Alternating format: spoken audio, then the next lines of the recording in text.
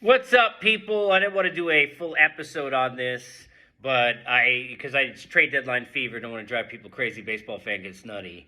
But I wanted to at least get something out there about UFC 291.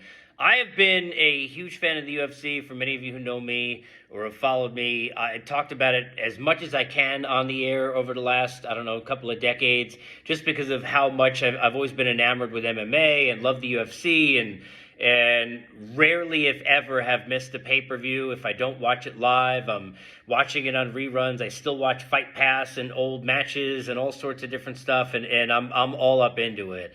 And rarely do I ever get as excited for a pay-per-view as I am for UFC 291 coming up here this Saturday, as in Salt Lake City for the BMF belt, which I could go this way or the other, six, half of one, half a dozen, whatever the thing is. It doesn't matter to me. The BMF belt is on the line, because you want to talk about bad MFers.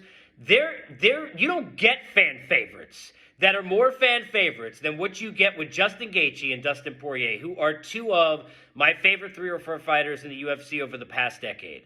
These guys both bring it absolutely every single time out. They're always in fun fights. I think Gaethje's got more bonuses than he does fights total. And you know this one gonna be a banger, just like it was a banger 5 years ago, the first time they got together when Poirier eventually took him out.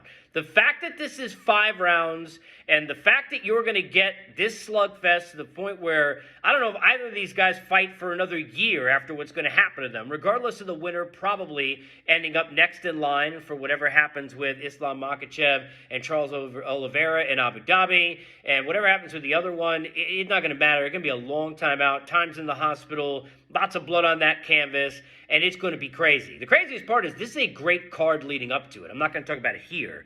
But everything from the Stephen Thompson-Michel Pereira fight, which is fantastic, the Chiesa-Kevin Holland matchup, Tony Ferguson back in the octagon against Bobby Green, and whether or not Ferguson is done, and he's looked like, forget about in The Princess Bride when they said mostly dead, he's looked like done, cooked in his career after all the slugfest that he's had, speaking of which, so we'll see what he's got left against Bobby Green. Obviously, Jan Blachowicz and Alex Pereira, which could have been for the light heavyweight championship. Probably what I expect is you'll get Yuri Prochazka come into the octagon afterwards. You get a face-to-face with the winner, and they'll announce that title fight at the end of the year. That's going to be my guess, depending upon what happens, and we'll see how that goes down with Alex making his debut at 205. But this Poirier and Gaethje matchup is such a fascinating one. We have watched Justin Gaethje, to me, is like, where, in Teen Wolf, where you were asked to bring out the wolf, he's trying to keep the wolf hidden in that sheep's clothing as much as he can. And we saw this in the Fiziev fight, where you just know he wants to brawl and wants to let it all out and wants to get up in it and just be Justin Gaethje, but he has found a way to be more technical and to find himself within those exchanges, to use his kicks, and to put himself in a better situation to win fights, to not get stuck in situations like Michael Chandler always gets in, who, by the way, ended up fighting both of these guys. To me, what we saw in the Poirier-Chandler matchup the last time he was out is good, though, for Justin Gaethje.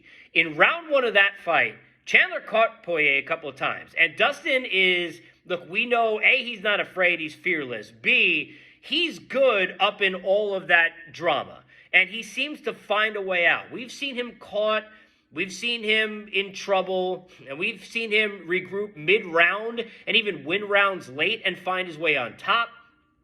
But Justin Gaethje is a guy you do not want to give up those spots, because when Gaethje hits you, he can change that fight.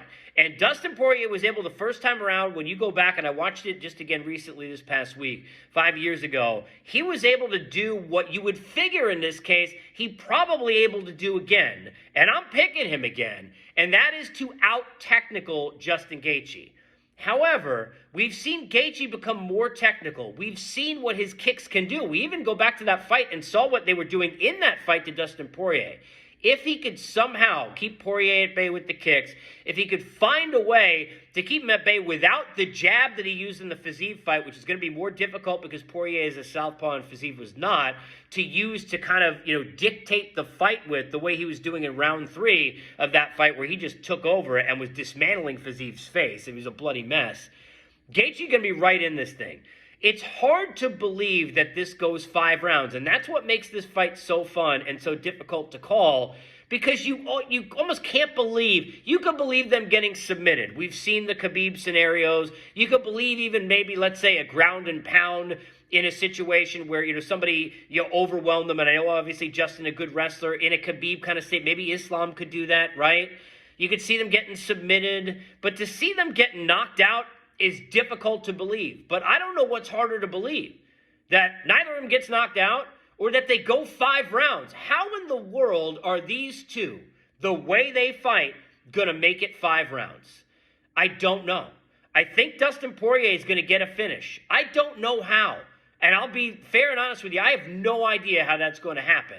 I think technically he's going to be able to find Gaethje.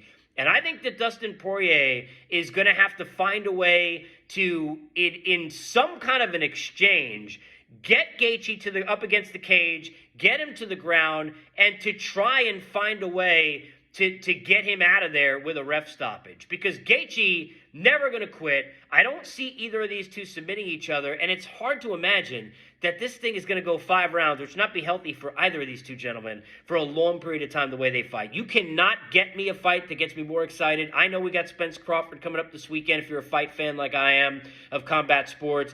I know we've had some great main events past. We got some great cards coming up in the UFC the end of the year.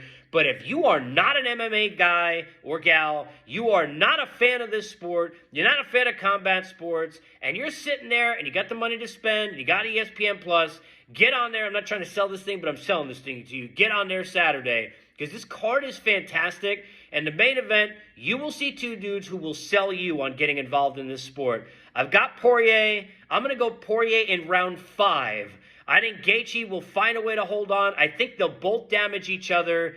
I just don't know how this can go the distance. And I do think that as long as Poirier can keep his legs enough to be able to use the hands and his technical, aspects of his boxing, that I think he's going to win this fight. But it is going to be a brawl, and it is going to be fun. UFC 291, I cannot wait.